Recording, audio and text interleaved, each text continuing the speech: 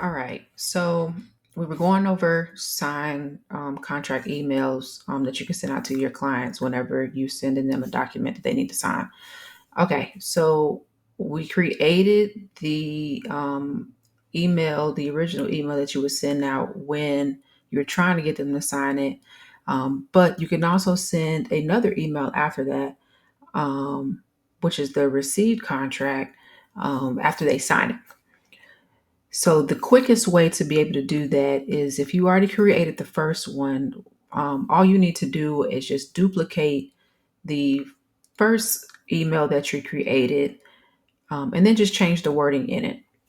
So what we'll do is we're back in marketing on our menu, back in the email tab at the top, and then we're in templates. So we see the template, the original template email that we had created before. So what we're going to do is just clone it. So we're going to click on the three dots on the right hand side of that specific original email that we created.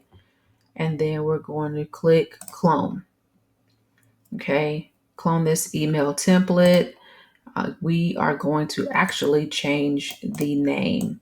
So let's change this to received, and then remove clone off the end here. And then we're going to hit clone. All right, so now it'll bring us to the editing page.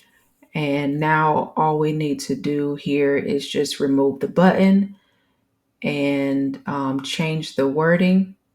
And then that will be it. So let's go ahead and delete this button here. And then we'll just put, thank you, your contract has been received.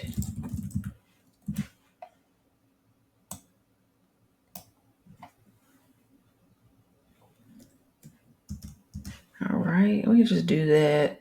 Something simple. You can word this however you want to. And we'll leave everything as is. And then you just hit save template in the upper right hand corner. All right. And then if you go hit the back button in the left hand corner on the application, then you'll see that now you have the second email that will go out after they sign it.